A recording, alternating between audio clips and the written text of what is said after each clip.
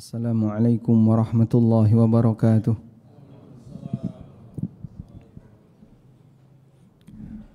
Alhamdulillah wassalatu wassalamu ala Rasulillah wa ala alihi wa sahbihi wa mawalah.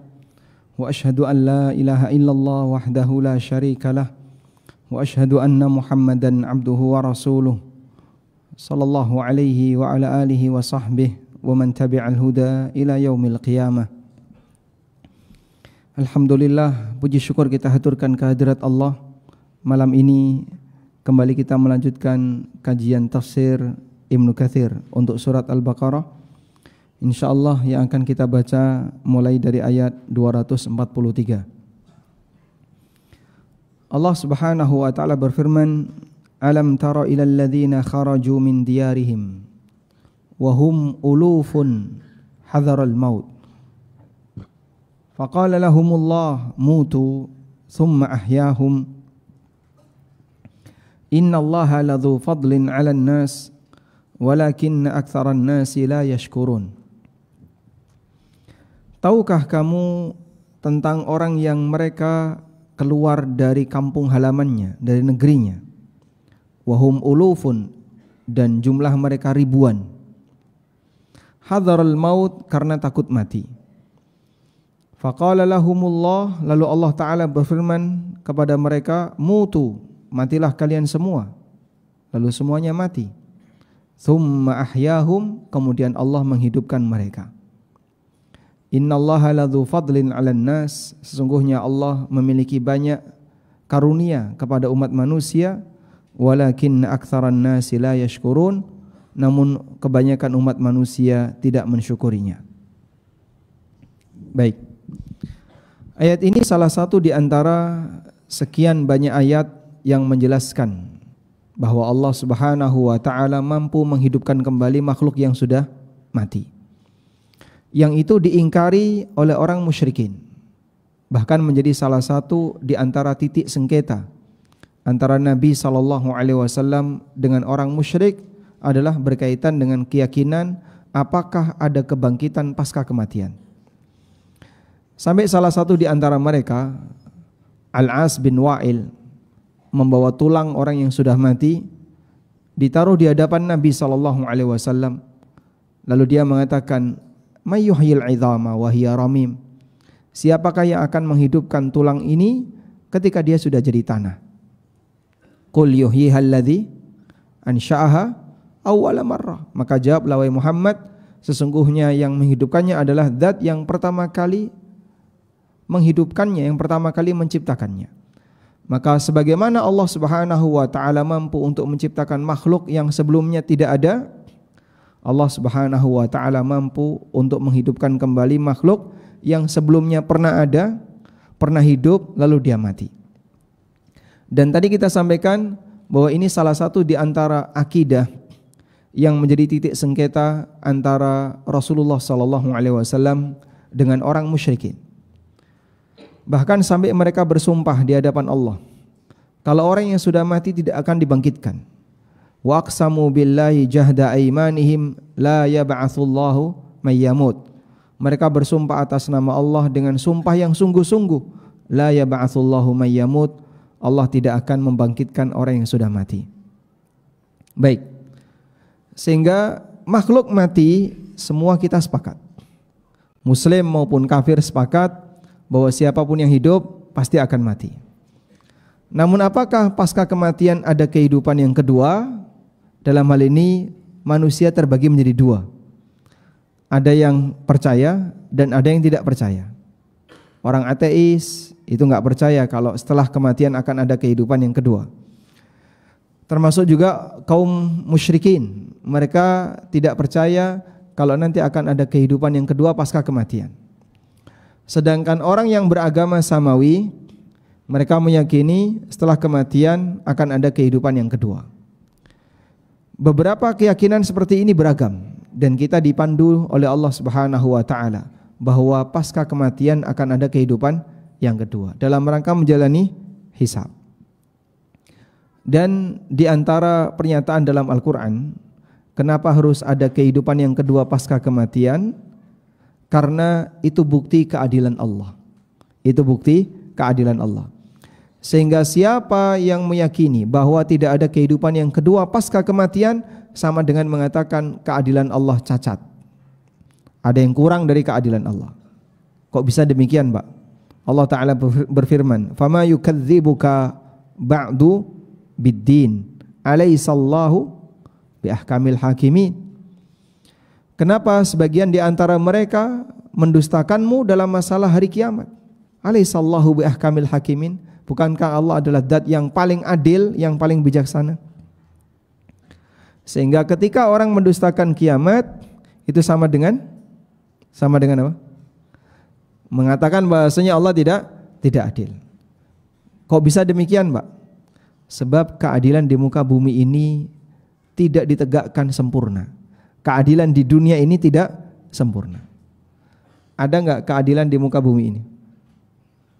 Ada. Tapi apakah keadilan itu sudah 100%? Belum. Dan kita menyaksikan masih banyak sekali kedoliman-kedoliman yang belum terbalaskan. Bahkan termasuk pengadilan yang penuh dengan aneka keputusan yang sangat tidak adil. Dan itu real dalam kehidupan kita. Jika semacam ini dibiarkan, berarti Allah Subhanahu wa Ta'ala membiarkan kedzaliman terjadi dalam kekuasaannya. Dan itu mustahil. Oleh karena itu, Allah akan selesaikan semua kondisi yang tidak adil tadi di hari di mana keadilan akan ditegakkan sempurna. Itulah yaumul qiyamah was-sa'ah. Itulah hari kiamat. Baik. Kemudian ayat ini salah satu di antara dalil yang menjelaskan bahwa Allah Ta'ala bisa membangkitkan, menghidupkan kembali makhluk yang sudah mati. Dan itu terjadi di dunia sebelum terjadi di akhirat. Kejadian ini ada di mana? Di alam dunia, sebelum nanti akan ada kebangkitan yang kedua di akhirat. Baik, sekarang kita akan lihat keterangan Ibnu Katsir. Mengenai jumlah mereka, di sini Allah hanya menyebutkan ulufun, ribuan dalam bentuk jamak. Bukan cuma 1.000 ya, tapi ulufun, ribuan. Diriwayatkan dari Ibnu Abbas radhiyallahu anhuma annahum kanu 4,000. Dari Ibnu Abbas, diriwayatkan dari Ibnu Abbas, beliau mengatakan jumlah mereka 4.000. Ada juga riwayat yang lain dari Ibnu Abbas, kanu 8,000, jumlah mereka 8.000. Abu Saleh mengatakan 9.000. Dalam riwayat yang lain dari Ibnu Abbas 40.000. Wahab bin Munabbih dan Abu Malik mengatakan kanu bid'ata wa thalathina alfan. Mereka 30 sekian ribu. 30 sekian ribu. Dan Ibnu Abi Hatim meriwayatkan dari Ibnu Abbas kanu ahla qaryatin yuqalu laha Dawirdan. Mereka adalah penduduk sebuah daerah namanya Dawirdan. Baik. Semua pernyataan-pernyataan ini memang tidak ada bersumber dari Nabi SAW, tapi nilai validitasnya berkelas. Nilai validitasnya berkelas. Maksudnya gimana, Pak? Kalau kemudian pernyataan ini disampaikan oleh ulama tabi'in, berbeda dengan keterangan sahabat, kira-kira yang lebih tinggi kelasnya yang mana? Sahabat. Jika pernyataan ini datang dari seorang ahli hadis dan datang dari ulama yang bukan ahli hadis, walaupun satu liting, sama-sama tabi'in, maka yang dikuatkan yang mana? Ahli hadis. Dan kita banyak menjumpai seperti ini dalam tafsir Ibnu Katsir.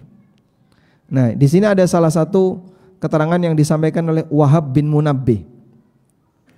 Wa qala Wahab bin Munabbih. Dan menurut Wahab bin Munabbih serta Abu Malik, jumlah mereka 30 sekian ribu. Bid'atan wa thalathina alfan, 30 sekian ribu. Berapa itu, Pak? Pastinya wallahu alam. Namun yang ingin kita catat, Wahab bin Munabbih itu dikenal sebagai orang yang banyak membawakan Israiliyat. Sehingga kalau Anda baca dalam kitab tafsir dari Wahab bin Munabbih, kemungkinan besar Israiliyat. Karena Wahab bin Munabbih dikenal sebagai tabi'in yang banyak menyampaikan berita Israiliyat. Wa ala kullin, intinya dalam Al-Quran tidak ada penegasan mengenai jumlah berapa ribu mereka, dan itu enggak penting. Yang jelas jumlah mereka banyak, dan Allah sebutkan dalam bentuk jamak ulufun, jumlahnya ribuan. Berapa ribu? Wallahu a'lam. Tayyib. Dan karena jumlahnya banyak, sebenarnya intinya adalah untuk menunjukkan bahwa Allah Subhanahu wa taala mampu mematikan manusia dalam jumlah banyak sekejap, sebagaimana Dia mampu untuk menghidupkan manusia dalam jumlah banyak sekejap. Sehingga kalau ada orang yang bertanya, bagaimana caranya malakul maut mencabut nyawa sekian banyak orang dalam waktu bersamaan, padahal tempatnya berbeda-beda. Yang satu di Indonesia, yang satu di Timur Tengah, yang satu di Eropa, yang satu di Australia, di berbagai macam benua. Mungkin enggak Pak terjadi dalam satu waktu yang sama ribuan orang meninggal dalam satu waktu? Sangat mungkin. Lalu bagaimana malakul maut bisa melakukan itu? Wa dzalika 'alallahi yasir. Itu mudah bagi Allah. Allah mampu memberikan kemampuan bagi malaikatnya untuk melaksanakan tugas itu, sebagaimana Allah Subhanahu wa taala mampu untuk menahan aktivitas yang mereka lakukan. Baik. Kemudian mengenai posisinya, di sini ada beberapa keterangan dari Ibnu Abbas. Mereka adalah ahlu qaryatin yuqalu laha Dawirdan. Mereka adalah penduduk daerah namanya Dawirdan. Demikian keterangan As-Sudi Abu Saleh. Wazada, dan di sana ada tambahan dari Abu Saleh, min kibali Wasit. Mereka daerahnya itu berasal dari daerah Dawirdan ke arah Wasit. Jadi dari kota Madinah ke arah Wasit.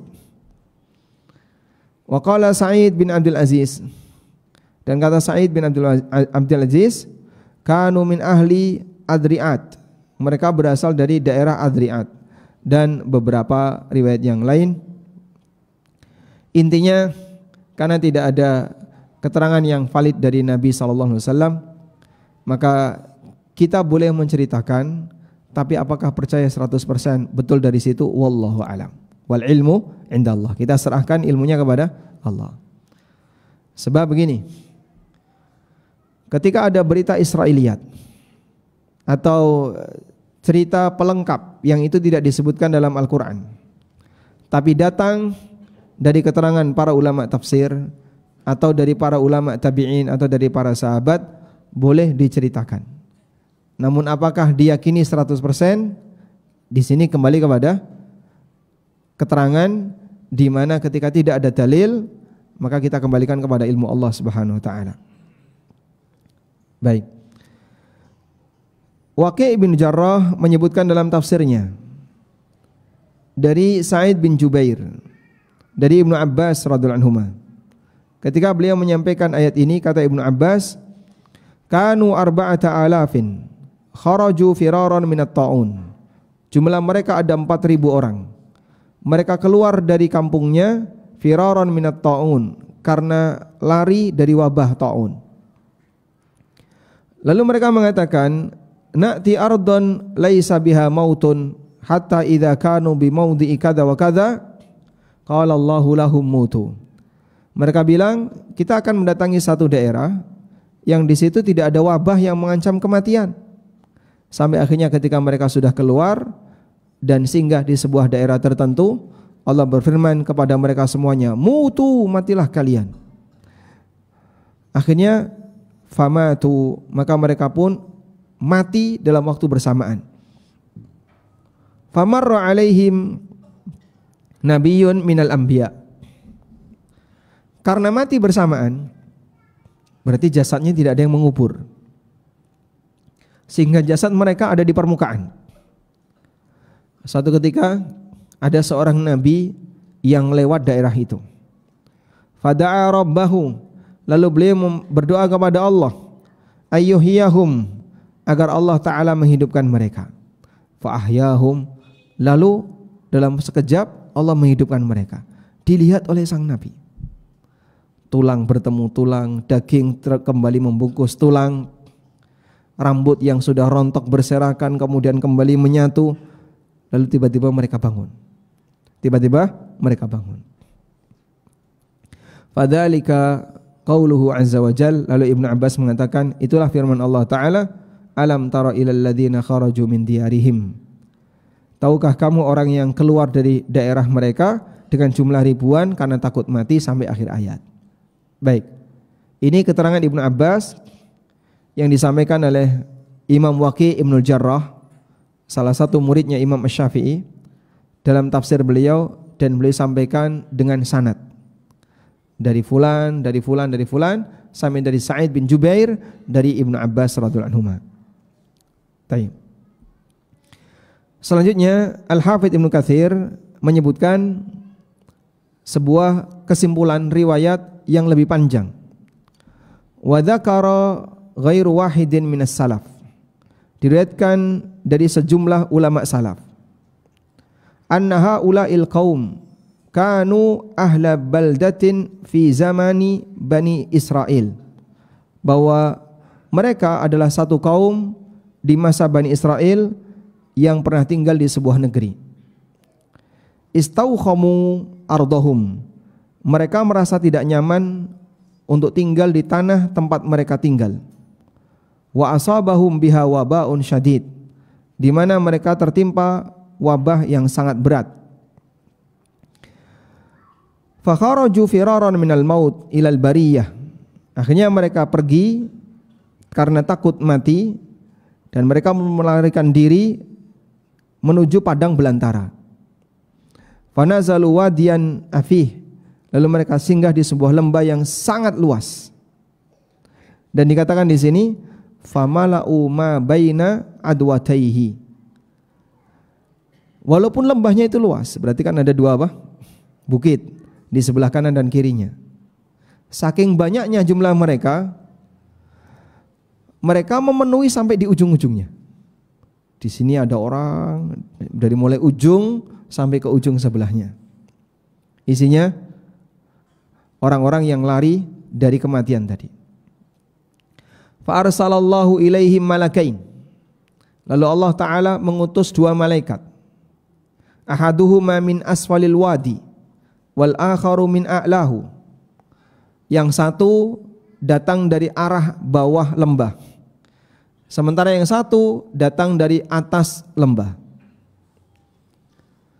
Fasaha bihim sayhatan wahidah.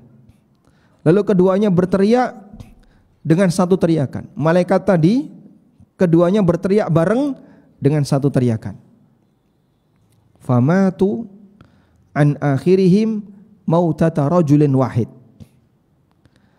Lalu mereka mati seketika sebagaimana matinya satu orang. Berarti matinya gimana? Bersamaan. Bukan bertahap, pinggir dulu mati. Tapi matinya bersamaan. Fahayyazu ila hadhair wa bana alaihim judran wa kubur. Lalu kemudian mereka dikumpulkan ke dalam pagar. Jadi semacam kandang besar. Jadi setelah mati ditaruh di sebuah kandang besar. Dan dibangun dinding dan kuburan di atas mereka. Wa tamazzaku wa tafarraqu. Jasad-jasad mereka pun musnah. Bagaimana Pak bentuknya? Wallahu alam. Yang jelas di sini disebutkan tamazzaku wa fa'nau wa tafarraqu. Jasad mereka musnah. Sehingga mungkin ada tulang yang berserakan kemana-mana karena dikumpulkan. Jadi waktu dikumpulkan, ya mungkin sambil seperti jasad yang dikeruk gitu. Ditaruh di sebuah tempat seperti benteng besar. Falamma kana ba'da dahrin, setelah berlalu sekian waktu, dan di sini tidak disebutkan berapa angka tahunnya. Marra bihim nabiyyun min anbiya'i Bani Israel yuqalu lahu Haskil. Setelah berlalu sekian waktu, lewatlah seorang nabi di kalangan nabi Bani Israel, namanya Nabi Hiskil. Yuqalu lahu Hiskil. Fasa'ala Allah ayyuhyahum. Lalu sang Nabi Hiskil ini minta kepada Allah agar Allah Subhanahu wa taala menghidupkan mereka ala yadaihi, di hadapannya. Sang Nabi minta kepada Allah, hidupkan mereka ya Allah dan aku bisa melihatnya. Fa'ajabahu ila dzalika, kemudian Allah Ta'ala mengabulkan permohonannya. Wa amarahu ayyakul, dan Allah perintahkan kepada sang Nabi ini untuk mengucapkan beberapa kalimat. Kalimat yang pertama, ayyatuhal idham al-baliyah, innallaha ya'muruka an tajtami'i, wahai tulang-tulang yang telah hancur, Allah perintahkan kalian untuk bersatu. Fajtama'a idhamu kulli jasadin ba'duha ila ba'din, maka tulang-tulang yang sudah berserakan. Jadi misalnya si A, tulang tangannya ada di sana, tulang kakinya ada di sana, tengkoraknya ada di mana tidak tahu, karena sudah berserakan tiba-tiba menyatu. Kulla jasadin ba'duha ila ba'din, masing-masing jasad tulangnya menyatu sebagaimana ketika dia masih hidup. Tsumma amarahu fanada, kemudian Allah perintahkan yang kedua kalinya untuk memanggil, ayyatuhal idham, innallaha ya'muruki an takisi lahman wa asaban wa jildan, wahai tulang-tulang, Allah perintahkan kepada kalian an taktasi, untuk terbungkus dengan daging, dengan ruas-ruas dan dengan kulit. Fakana dzalika, langsung terjadi seperti itu. Jadi awalnya tengkorak-tengkorak, kemudian tulang-tulang bersatu jadi kerangka tanpa daging. Kemudian perintah yang kedua, dibungkuslah tulang ini dengan daging, tumbuh daging dari tulang-tulang tadi. Fakana dzalika, lalu berwujud persis sebagaimana saat dia hidup. Wa huwa yushahiduhu, dan sang Nabi ini menyaksikannya.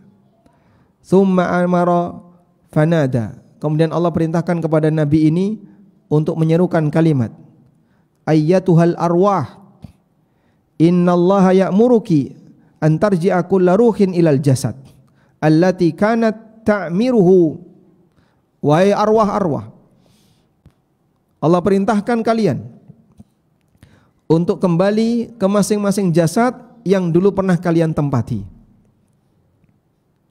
Faqamu ahya'a, kemudian arwah-arwah tadi kembali, lalu mereka berdiri, ahya'an, hidup kembali. Masya Allah. Kalau lihat kayak gitu gimana kita? Lari, mati mungkin. Lihat orang mati bisa bangkit lagi, tiba-tiba arwahnya datang, lalu dia hidup lagi. Kita mungkin gak sempat lari. Apa? Jantungan mati. Faqamu ahya'an yanduruna qad ahyahumullahu ba'da raqdatihim at-tawila. Mereka pun bangun lalu saling melihat setelah Allah Subhanahu wa taala buat mereka tidur dalam masa yang sangat panjang dan mereka itu mati. Bedanya apa mereka dengan Ashabul Kahfi? Kalau Ashabul Kahfi tidur hidup. Wala bithu fi kahfihim salasami'atin sinina wazdadu tis'a. Mereka tinggal di dalam gua itu selama 309 tahun. Apa buktinya kalau mereka hidup? Wa nuqallibuhum dzatal yamini wa dzatal shimal. Ashabul Kahfi itu dibuat oleh Allah badannya berguling ke arah kanan, berguling ke arah kiri, sehingga punggungnya tidak rusak. Orang yang kena stroke lalu dia nggak bisa bergerak dalam waktu yang lama, hanya tiduran saja, itu belatung bisa muncul di punggung karena punggungnya rusak. Sehingga cara Allah menjaga Ashabul Kahfi, badannya dibuat bergerak.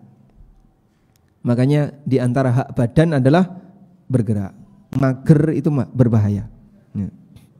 Mager itu bahaya. Sehingga kalau Anda ingin sehat, paksa badan Anda untuk bergerak.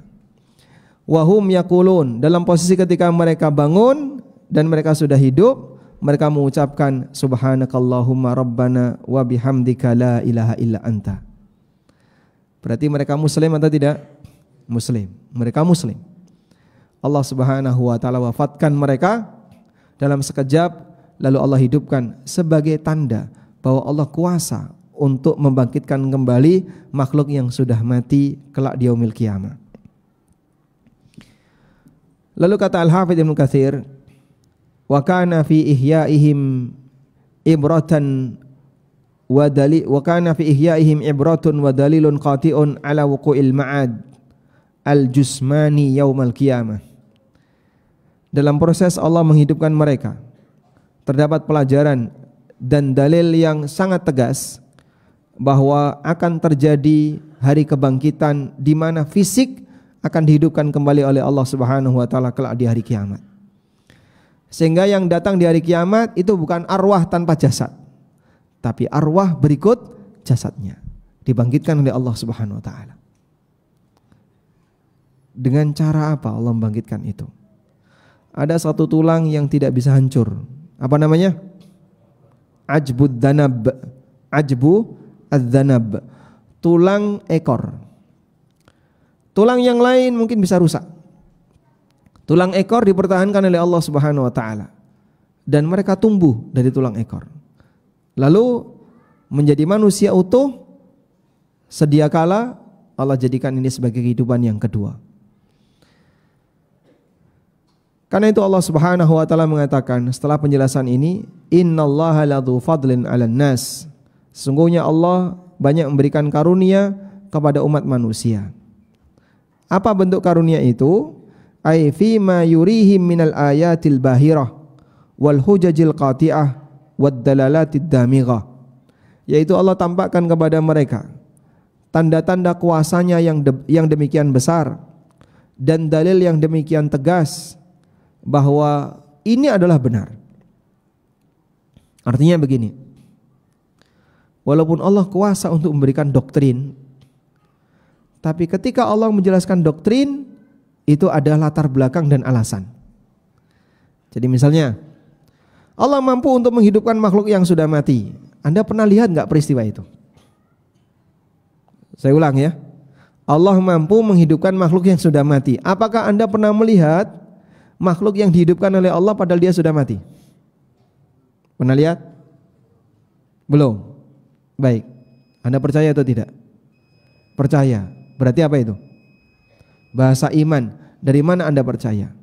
Al-Quran menyampaikan itu. Berarti Anda percaya karena doktrin. Cuman kita yakin sebab Allah ngasih penjelasan, sehingga ada doktrin dan ada penjelasan. Padahal yang namanya doktrin tanpa penjelasan itu boleh. Tapi ketika doktrin diberi penjelasan, itu karunia tambahan. Ketika doktrin diberi penjelasan, jadinya apa? Karunia tambahan.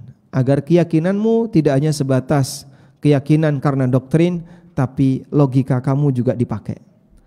Karena itu Allah mengatakan innallaha ladzu fadlin 'alan nas. Allah memiliki banyak karunia yang diberikan kepada umat manusia. Wallahu a'lam. Baik, insyaallah untuk selengkapnya kita baca setelah mendengarkan adzan Isya. Wassallallahu ala nabiyyina Muhammadin wa ala alihi wa sahbihi wasallam.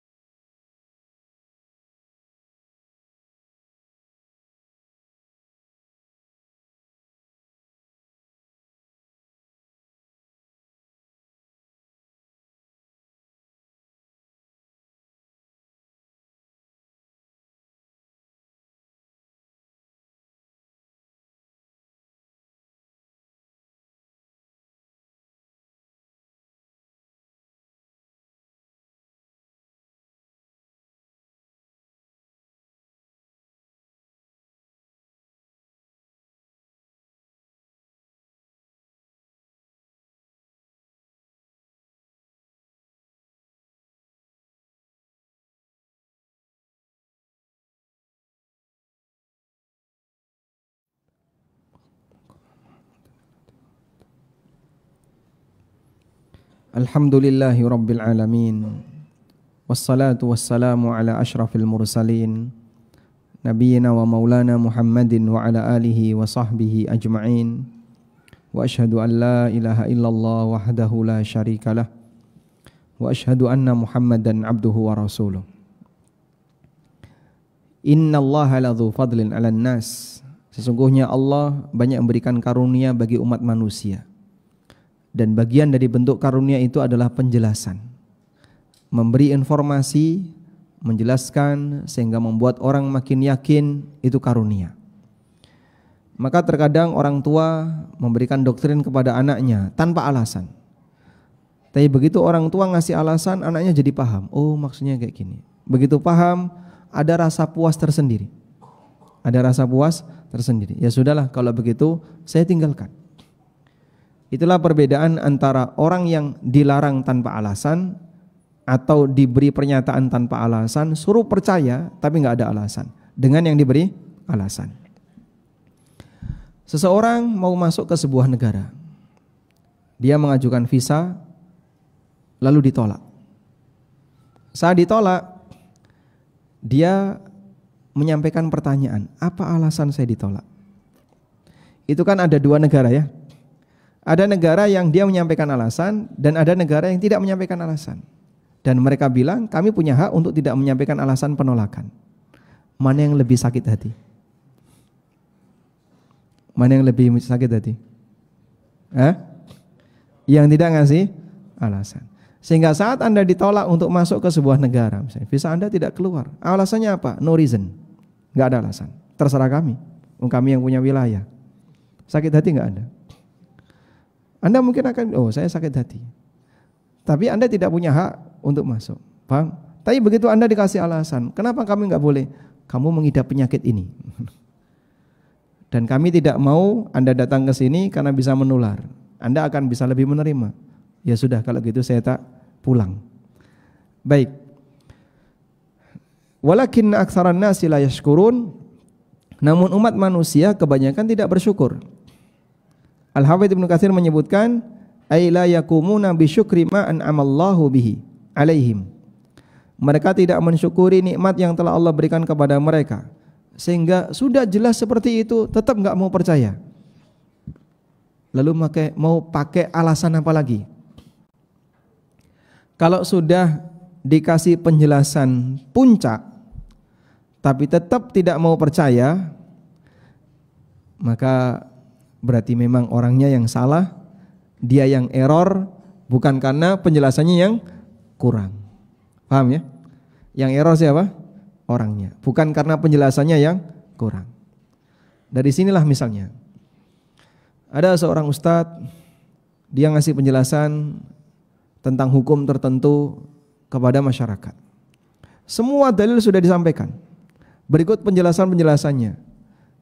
Baik, ketika semua dalil dan penjelasan sudah disampaikan, apakah seluruh satu masjid semuanya mau percaya? Ada yang mau percaya dan ada yang tidak.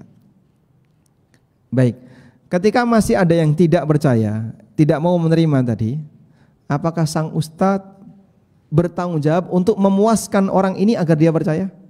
Tidak. Ya sudah, amunisi saya sudah habis. Amunisi saya sudah habis. Sudah sampai di sini, saya sudah final. Anda tidak percaya, ya sudah, selesai.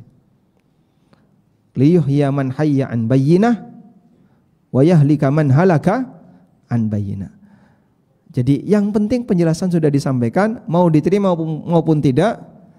Seorang dai, seorang ustadz, seorang kiai tidak punya tanggung jawab untuk membuat puas orang yang didakwai. Aku belum puas dengan penjelasan ustadz, tapi saya sudah habis amunisinya ya Pak. Bapak mau minta penjelasan apa lagi? Ini sudah mentok saya sudah. Ya sudah. Kalau memang kondisinya demikian, dai tidak perlu memaksakan diri untuk membuat puas yang bersangkutan. Sebab tidak semua penjelasan itu bisa mengubah prinsip. Orang musyrik tetap kafir dan tidak mau mengimani hari kebangkitan, walaupun penjelasan tentang hari kebangkitan dalam Al-Quran itu banyak sekali dan semuanya logis. Tapi mereka tetap mengatakan saya tidak puas. Berarti yang error siapa? Orangnya, bukan karena penjelasannya yang kurang. Beda dengan misalnya seorang dai menyampaikan penjelasan tapi bingungi. Karena membingungkan menyebabkan mad'unya, masyarakatnya merasa enggak puas. Lalu mereka menolak. Kalau begini saya enggak mau terima. Saya belum puas dengan penjelasan Ustaz. Didatangkan dai yang kedua dan bisa menjelaskan dengan sangat jelas, detail, memuaskan. Lalu orang itu berubah. Nah, ini yang saya terima. Berarti yang salah sebelumnya penjelasan dai tadi. Baik. Ada sebuah kampung. Jamaah masjid di kampung ini setiap kali ke masjid itu selalu membawa tikus dan parang. Udah pernah dengar ceritanya? Sudah? Ya sudah, alhamdulillah.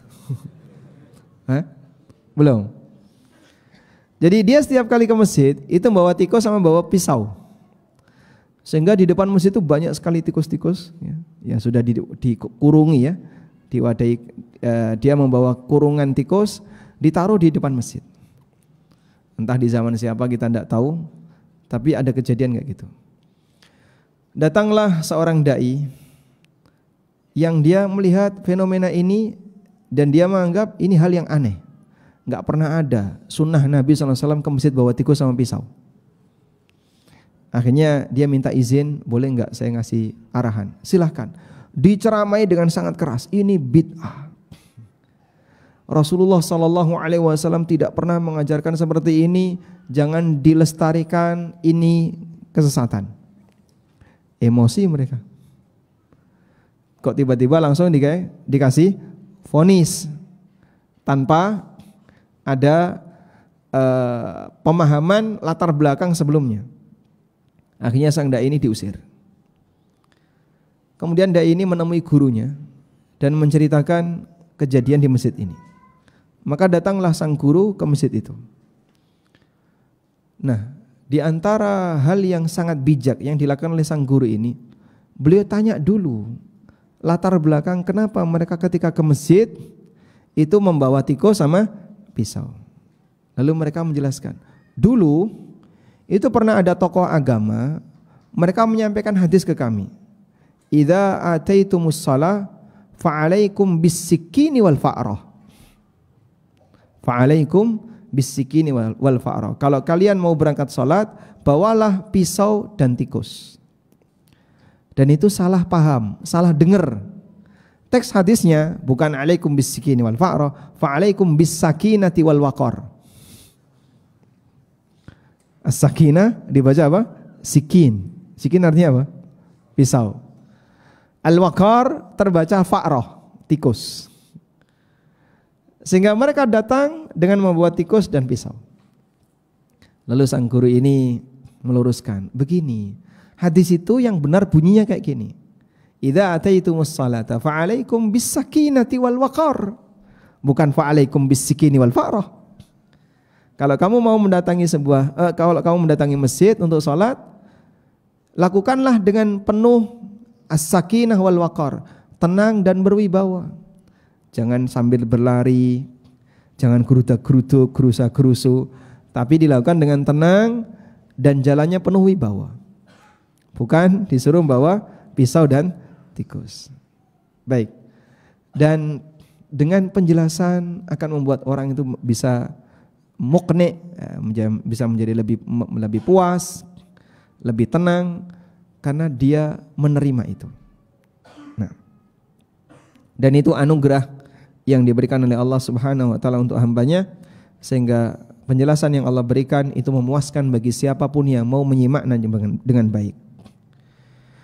Kemudian dalam penjelasan Ibnu Katsir di sini beliau memberikan tambahan sebuah pelajaran. Wa fi hadhil qissah ibratun wa dalil. Dalam kisah ini terdapat pelajaran bahwa orang yang takut terhadap takdir, dia tidak akan bisa menghindar dari apa yang ditetapkan oleh Allah. Kita semuanya takut mati, tapi kita tidak bisa menghindari kematian. Fa inna haula'i farru minal waba talaban litulil haya. Mereka lari dari wabah agar bisa hidup lebih panjang umurnya. Namun Allah Subhanahu wa taala menyikapi mereka berkebalikan dengan harapan mereka. Sehingga saat mereka lari dari wabah, malah Allah mematikan mereka semua. Karena itu Nabi SAW ngasih arahan agar ketika terjadi wabah apa yang harus dilakukan. Kita simak hadis berikut ini. Berangkatlah Umar bersama kaum muslimin menuju Syam.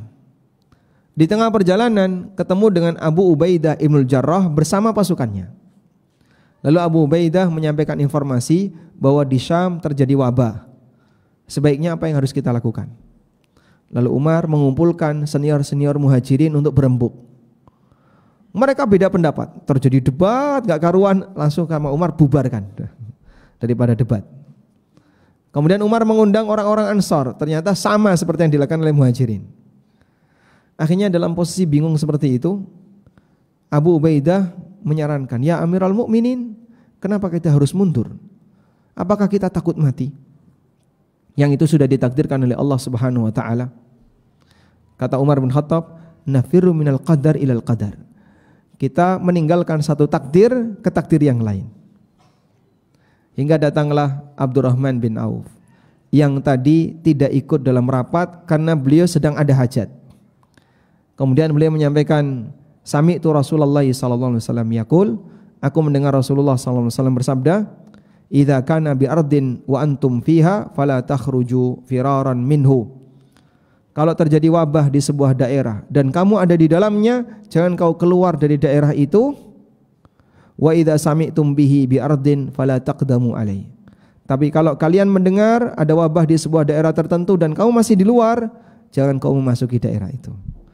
Masya Allah, nasihat yang sangat bijak. Kalau bukan karena bimbingan wahyu, orang gak ngerti. Sekelas sahabat gak ngerti. Jadi sahabat dengan pertimbangan ijtihad mereka gak tahu ada pesan yang indah seperti ini kalau bukan dari bimbingan wahyu. Jika ada wabah di sebuah daerah, yang di dalam jangan keluar karena lari dari kematian, yang di luar jangan masuk agar tidak menambah jumlah orang yang terjangkiti wabah. Wallahu a'lam. Demikian yang bisa kita sampaikan, semoga yang sedikit ini bermanfaat. Allahumma anfa'na bima 'allamtana wa 'allimna ma yanfa'una warzuqna ilma. Wa sallallahu ala nabiyyina Muhammadin wa ala alihi wa sahbihi wa sallam. Wa akhiru da'wana anil hamdulillahi rabbil alamin. Wassalamu alaikum warahmatullahi wabarakatuh.